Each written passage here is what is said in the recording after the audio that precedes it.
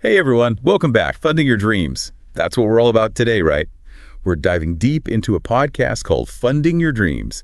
8 generous websites for free resources. 8 websites, that's a lot to unpack. It is. It's a lot. And we're not just going to skim the surface. We're going to really dig in and see what's what.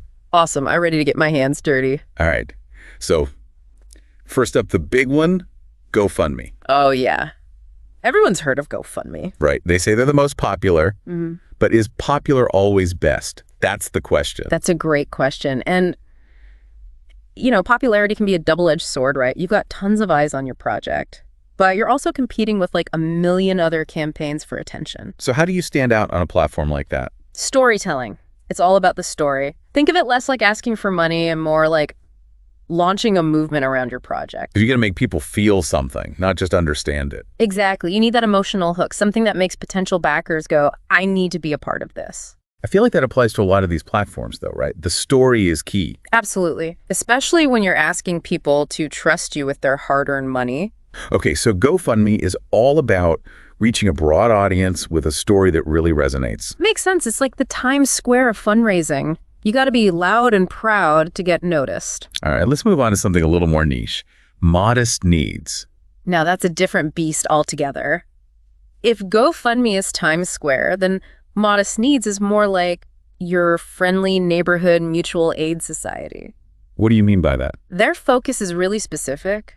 It's about helping individuals facing temporary financial hardship, like those unexpected bumps in the road that can really throw you off course. So we're talking about things like rent utilities, medical bills. Exactly. The essentials. The stuff that can really make or break you if you're struggling.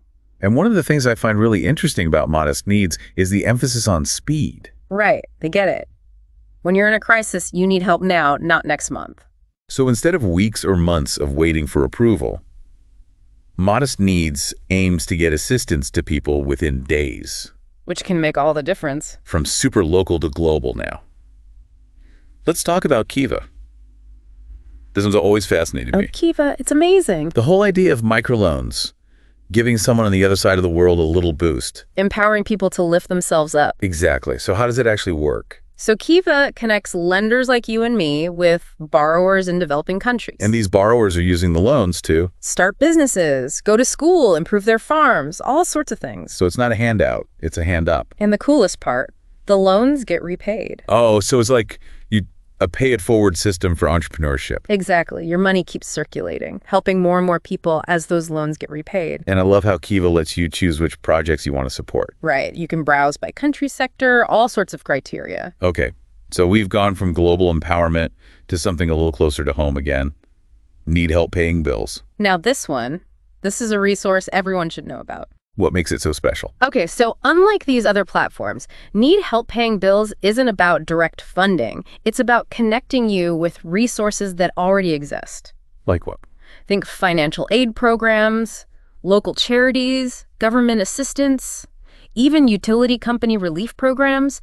They've got a huge database of resources. So it's like a lifeline for finding the right safety net. Exactly. Sometimes just knowing where to look for help can be half the battle, right? Absolutely. So they're kind of like financial guidance counselors. I like that. Helping you navigate the system. It's so valuable, especially when you're feeling lost and overwhelmed. Okay, so we've covered 4 very different approaches to funding so far, from the big crowdfunding stage to the very specific niche support. But we're just getting started. We've got 4 more websites to explore. And they just keep getting more interesting. Buckle up, everyone. We're going even deeper in the next part of our deep dive. Okay, so we've navigated the financial aid maze. Now let's jump into something a little more creative. How about Indiegogo? Oh, Indiegogo. It's a classic for a reason. It's definitely up there with the big names. Yeah. But how does it stack up against, say, GoFundMe? What's the difference? One word.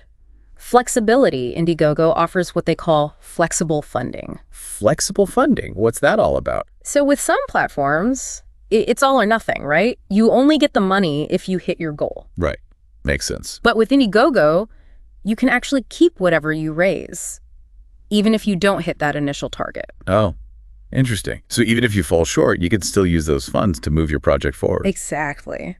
Which can be a game changer, especially for, I don't know, maybe first-time creators or those who are just testing the waters with a new idea. I can see how that would be appealing. Take some of the pressure off, right? Right. You're not walking away empty-handed. Makes sense.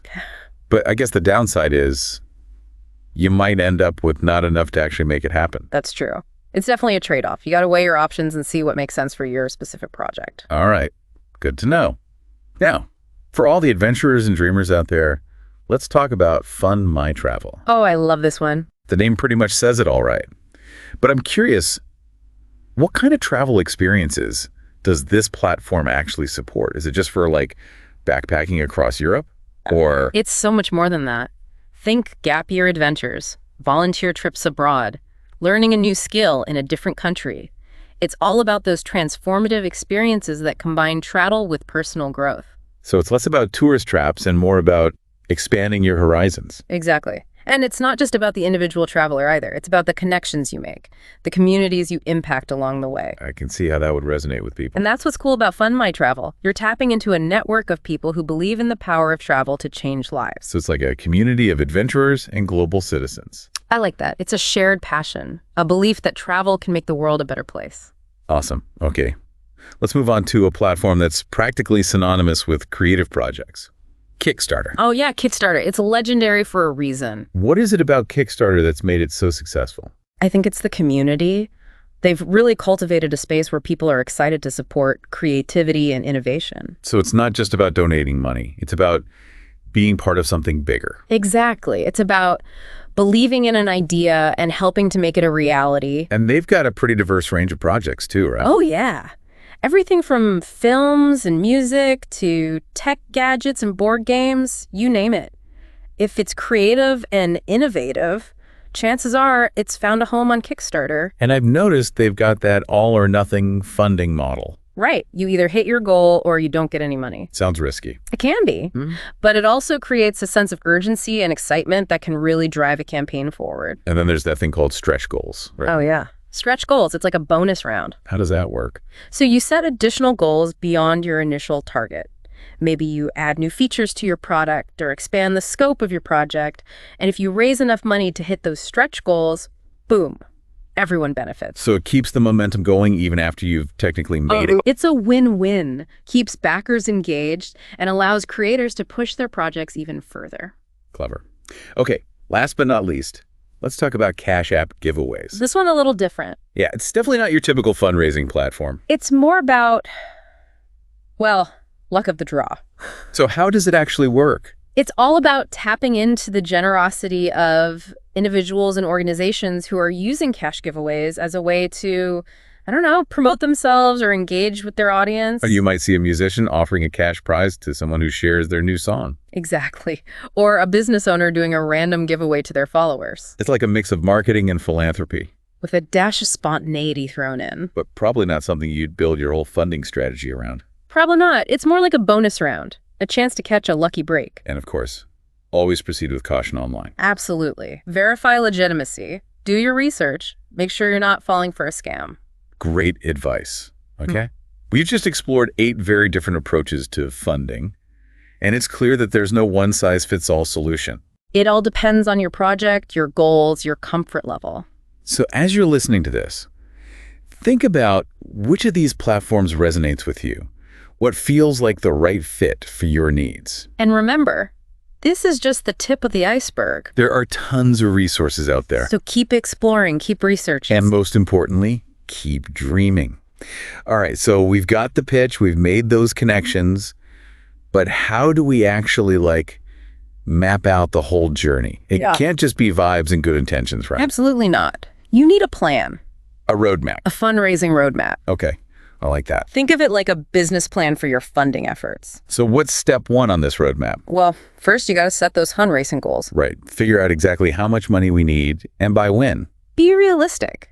Be specific. Don't aim for $1 million if you only need 10,000. Yeah, you know? Makes sense. Don't get lost in those big numbers. Exactly. And once you've got your sights set, you got to figure out who you're aiming at. Right, that target audience. Think back to all that research we talked about.